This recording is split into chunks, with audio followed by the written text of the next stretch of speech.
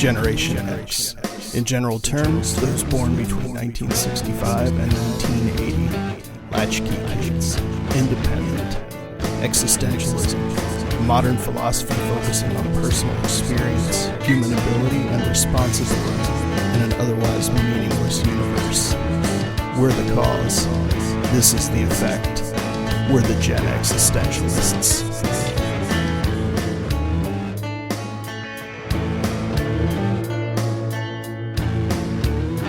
Hey, it's the Gen Existentialists. Whoop, whoop. My name's Scott. And I'm Bunny, and I'm wearing a stocking cap, so it sort of applies. You get to be Mike. No, I'm the sad Mike Nelsmith type. I guess I'd like to be Mickey, but I think I'm going to end up being Peter. Oh, okay. Because Peter was the bass player. He was the dork. I love Peter. I think he's one Peter, of the... Peter Torque. Yeah, Thank Peter. you, not Dork. He's Peter the torque of the group, yes. No, I love Peter. He's a good guy. Peter was the talented one. And notice none of us want to be Davy. No, Davy's a force of his own. If you've been a long time listener, you know the Gen Existentialists is a podcast of things talked about, topics of Gen X, a Gen X nature. We pull random topics from the wheel, and I'm going to give her a spin. MegaWheel the Magnificent. What are we up to? Like 1,400 topics. Mm-hmm. And it's amazing how similar some of them. I know. Well, there's only so many questions people can ask, I guess. One of these days we're going to run out of questions. You know that, right? We will challenge that theory. Okay. What was the single most memorable experience from your childhood? I had a lot of memorable experiences in my childhood. Mm-hmm. Just lots and lots. But what's the one, if you just, first one that pops into your head? Yeah, it's probably, it's a good question. I said there are so many that I flip between. I've got like a Rolodex of good memories. Yeah. And I spin it around every once in a while and I'm feeling blue. So I just kind of land on one. It has to be, there was a restaurant in Florida which was absolutely amazing. Does not exist anymore. It's called the Kapok Tree. The Kapok? The Kapok Tree. And it was 60s and 70s excess to the max. It had, statuary in some of the rooms. Like there were the big restaurant rooms, like where some of them were in a greenhouse setting, like a cafe. And then there was a big Kapok tree in the center of this place. Okay. That's the thing. And it was all statuary and rich carpeting and ridiculous looking furniture. And it was 70s excess. Yeah. And it was a favorite place for my aunt and uncle in Florida to take us when we visited. Okay. This is very young memory. But I always remember going there with the whole family, the extended aunt and uncle at the time down in Florida. Yeah. And it was so quintessentially 70s and amazing. It is, unfortunately, the Kapok Tree, it turned into some sort of mall. They turned it into that, and then they turned it into a guitar center for a while, like a really big, giant guitar center, and now it's been torn down. But anybody familiar with the Hollywood, Florida area, or the I cannot remember the exact location. Yeah, somewhere in Central Florida, just near Tampa. There's a place called the Kapok Tree. Yeah. And it was just a good memory of just being with the folks and all that. When my parents passed and I was going through my parents' belongings, the only thing that I kept from my mother, ironically, was a souvenir Kapok Tree glass that she had kept from ages ago. Wow. It's hideous looking. I don't know what it came in it, but it's a glass that's shaped like a bamboo shoot. Yeah. And it has a little goofy straw with an umbrella and flour and stuff attached to it, and it has its little box. It's nothing that I would want to own myself. Right. But it reminds me of those really weird, quickly becoming ghost-like, hazy memories. Yeah. Of just everybody being together and healthy and having a good time. So very cool. That would be it. So for listeners out there, if you're from the area, if you have photos or anything from the Kapok tree, post them in comments on any of the venues and forums and websites where you're listening to this, so we can see them. Because we got to school this guy on the Kapok tree. Yeah, it's amazing. I have no visibility on anything like that at all. Most memorable experience from my childhood. The first thing that popped into my head was my first insulin injection. Ooh. Which happened when I was 10. Okay. I don't remember. I don't think I've told the story on the show. Okay, so I got the flu really bad at the end of the year, like right around the holidays when I was 10. And I got better, but I never really got better. I started exhibiting symptoms of type 1 diabetes. So my mom took me to the doctor. They did the urine test, and the doctor's like, yeah, we're going to send you over to St. Luke Hospital. That was what it was at the time. It's St. Elizabeth now. And you're diabetic. So I went in there, and I was in the hospital for a little over a week, basically getting my sugar evened out and learning how to do injections and stuff, because I was going to be doing them for the rest of my life. Thankfully, I'm on a pump and stuff now and have been for 20 some odd years. But at the time, it was, you're 10 years old, you're going to have to give yourself insulin injections. So you have to learn. And you practice on an orange, because the skin of the orange is very much like your skin. So I don't know how many oranges I waterlogged with saline, like practicing drawing back out of a vial and how to do it. And so the time came for my first injection, where I'm going to do it myself, going to give it to myself in my thigh. And my parents obviously had to work, but they came by every day after work, stayed with me, because they're learning stuff too, because they're going to have to take care of me. And so we're sitting in the room with the two nurses that trained me, and I wish I could remember their names, but I can't. So we're sitting there, and I've got the insulin drawn back in the syringe, and I've got my skin pinched up on my leg, and I just can't get my hand to drop. And I know the injections don't really hurt most of the time. It's a fairly small needle, insulin injections are. But I'm 10 years old, and like trying to get yourself to do that, because it seems like self-harm. I don't want to hurt myself, but I'm going to have to do this. So I don't know how long I was in that position, and my mom's being real supportive, and the nurses are real supportive. And I love my dad. You know my dad. I do. My dad doesn't have the most patience in the world. Dad, like, God damn it, Scott, do it. It was great, because he was pretty quiet. Oh, good. He's just watching and observing. And then out of nowhere, he barks, "Just do it!" There you go. And my hand dropped. And that's how I gave myself my first insulin injection. There you go, that motivation. Yeah, exactly. Just that barking voice, "Just do it!" Now, I can totally relate to your idea of the needle, because that's the way I am with contact lenses. Oh, yeah, I could. Oh, I have such a hard time putting anything against my eye or touching my eye. Yeah. Even to this day, I don't wear contact lenses because of that. Yeah, same here. Couldn't do it. I have trouble giving myself eye drops. Oh, really? Okay. Yeah. Yeah, I still do the child method, where I kind of drop them in near my tear duct and just let them roll in. Okay. Yeah. I can't put a drop of something on my eye. No, I can't do that. I can do that, but I can't.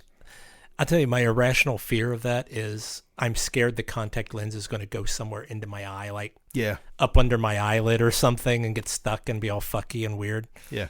But I'm not stealing thunder from the shot story, because I'd never heard that story myself. I've been friends with you for how many years? Really? I never told you that? No, I never heard that. Oh my God. That was the story of my first insulin injection. Wow. All right. Yeah, and just, I don't know if my dad even remembers it, but that's how that went down. So let's give MegaWheel the Magnificent another spin and see what kind of amazing topic we can get. That was a good one for the first one. It was, show. Yeah, just knocking it out. Yeah, so MegaWheel has gifted us with, oh my God, this is a long one. Okay, this is right up your alley. If you could bring back one classic 70s or 80s D&D rule set for a single campaign, which would you choose and why? Well, it's the one that I still desperately try to bring back now, much to the not so much fervor of my groups that I play with. I'll play it. is I want to bring back first edition AD&D, Advanced Dungeons and Dragons. I prefer a grittier game. Mm-hmm. I prefer a game with stakes. I prefer a game with inventory management. I know that's not very fun for a lot of people. That's no fun. But that's the survival part of the game that I enjoy, and because I think that's the way life should be. Yeah. There's a great passage in the book House of Leaves, where they're talking about the guy going into the house, and the hallways don't make any sense, and things are bigger than the inside. You're talking about Mark Danielewski's? Yeah.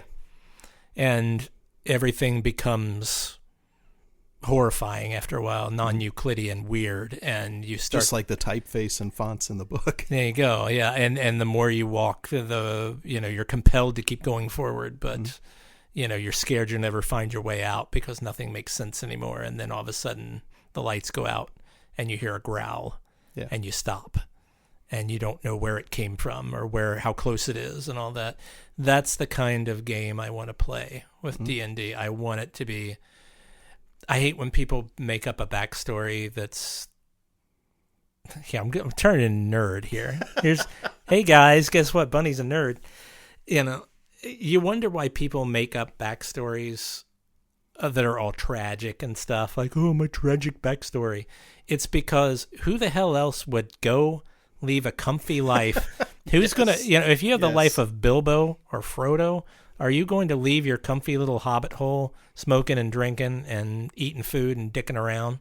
Probably not. Or, to go into a place where you can die at any moment, a horrible, lonely, violent, painful death. No, you wouldn't do that. Only the desperate are the ones that are willing to throw themselves into a terrible situation. Or those with an adventurer's spirit. Sure, but there's I want that first edition AD&D, death is at any corner, fighting is a last resort sort of situation. Like, you don't want to think about it nowadays. If you and somebody in a room had a knife, each of you both have knives, and you're going to fight to the death, you're both going to come out really bloody. Unless the person's a terrible shot. Yeah. It's not a good situation to be in any situation to be in a fight. There's a good chance in that situation, even if one of you wins and the other person dies, you're going to die soon too, because you're going to bleed out. Yeah. It's a messy affair, and it's something... I love the survivability aspect, or the survival horror aspect of an earlier game. I'm not a fan of the modern gaming where it's like Marvel superheroes meets, Hogwarts kind of, we're all going to go to school together, and we're going to go to prom, and we're going to play date, and we're going to talk and have love affairs, and I'm a turtle and you're a cat and we're dicking around. I'm not interested in that anymore. I've always been a Conan guy versus a Harry Potter guy, I guess is what I'm saying. So less superhero, more gritty. Life's cheap. The thing I'll give you though, like Harry Potter stuff, people died, people got hurt. Sure. But I'll agree with you. Like 5th edition is fun. Okay. It is fun just because a lot of people don't want that realism. Yeah. They want to play the part of a superhero. Sure. And there are games fun for that. And you look at things like, if you look at the first Avengers movie, like with all the chaos and destruction, in reality, would Hawkeye and Black Widow have survived? Of course not. Probably not, unless they're rolling nat 20s the whole way. And even then, probably not. But it's a movie. It's a tale. It's fun. It's adventure. It's escapism. Sure. And there's nothing wrong with that. I'm a big fan. That's what a lot of art is. And there's nothing wrong with that. There was a previous episode where we discussed computer magazines. We're going back to however many episodes ago. Computer magazines where you spent all day typing in a program and how good it felt to play that game when you typed it all in right. Knowing when you turn the computer off, it's done. Well, you can keep going in an old D&D game. That's the wonderful thing. It's gold and glory. Yeah. It's for the hard fought. That's how you get this. And when you take a scrappy little guy or a little computer program and you type it in all day long and you work on it and it sucks and it's hard, and then you come out a winner, you feel vastly more wonderful than you did playing a 5th edition superhero character who has 3 death saves, even if you ever get around to the part of almost dying, which is rare as it is. One of the last 5th edition games I played in, I tried to kill myself multiple times and failed. I threw myself off of a 60-foot tower and survived. That's stupid. Who does that? Nobody does that. But it's a world of spell casting and I was monsters. a dude, I wasn't even a magic guy. I was just a dude, That's retarded. Pardon my French. That's dumb. But it's is it though? Because the world is built around fantasy. Sure, then why isn't the potato farmer down the road throwing himself off? Because the potato farmer didn't grow up next to a mage, and he's just a potato farmer. You've got to have NPCs. It's the economy of the world that makes me sick. The 5th edition economy of the world. And what I mean by that is gold apparently means nothing because people are pulling out hordes and hordes of gold and treasure. So the economy is completely crashed in that respect. Like life is ridiculous because it basically would be like living around nonstop superheroes who could incinerate your town with the flick of a finger. How many superheroes are there, though? Like, the one campaign I'm thinking of, there were, 5 or 6 of us? Mm-hmm.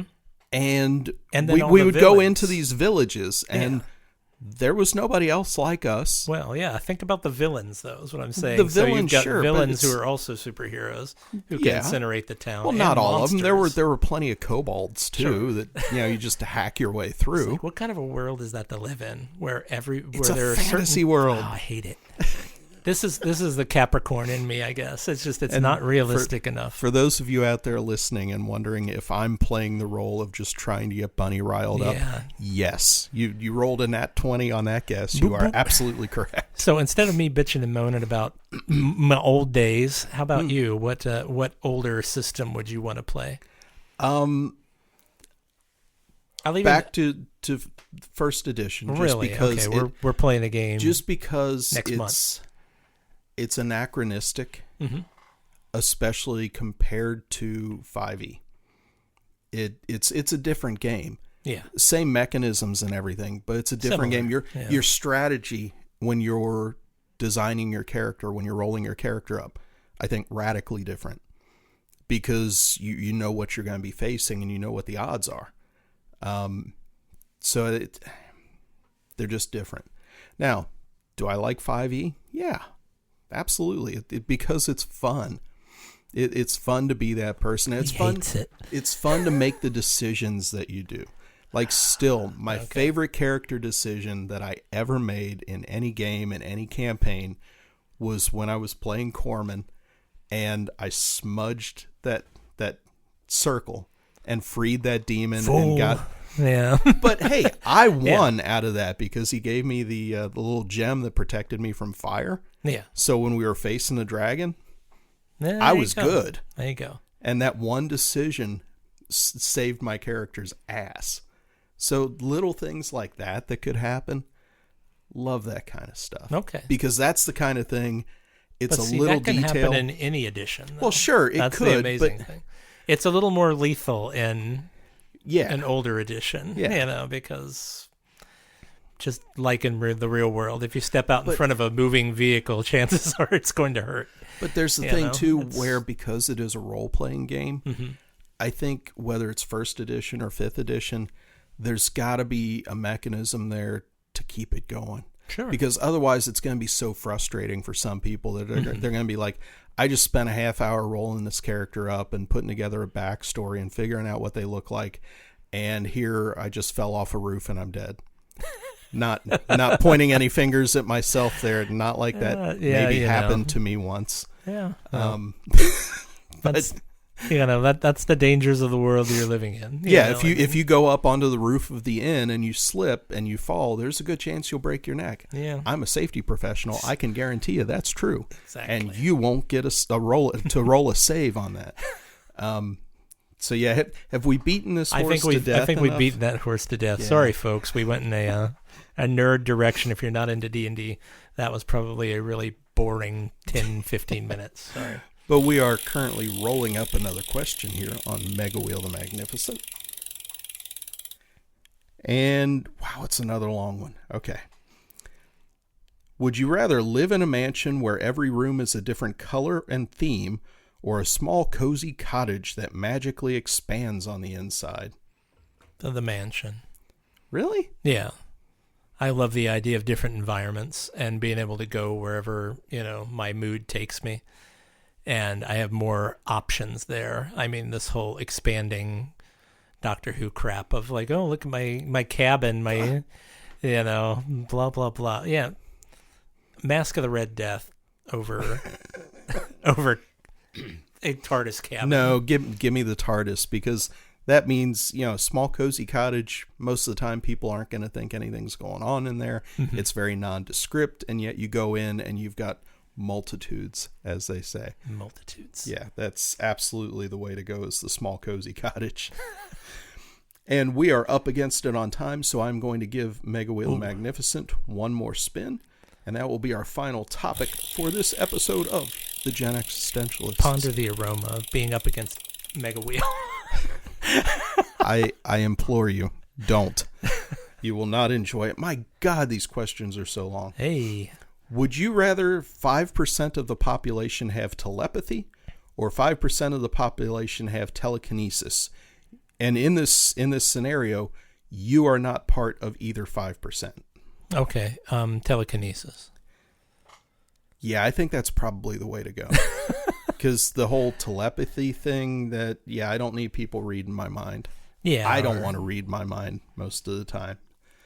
So yeah, but even the telekinesis, but it's only 5% of the population. Yeah, it's only 5%. But what if that 5% is all like toddlers and people in asylums? I'm sure they will be eventually a toddler, but yeah. I mean, it would be bad. It'd be annoying. It's a low percentage, but if those are there people even asylums anymore? I don't think there are anymore, unfortunately. I mean, where do you go if you're put on like a 72-hour psych hold? Just it's hospital? like a mental ward at a hospital, yeah. Okay. But what if you don't pass? Or a rehab center. What if you don't pass your test after that 72 hours? Where do you go? That's a good question. Maybe you go to jail. Who knows? I don't know. If you're out there and you know the answers, if you're out there and you know the answers to these questions, not only give us the answer, but also tell us what your favorite edition of D&D is. That's right. This has been the Gen Existentialist Podcast. My name is Scott. And I'm Bunny, and if you're in a mental institution, smuggle me out some lorazepam, won't you? There you go. We'll catch you next time. Have a good one. See ya.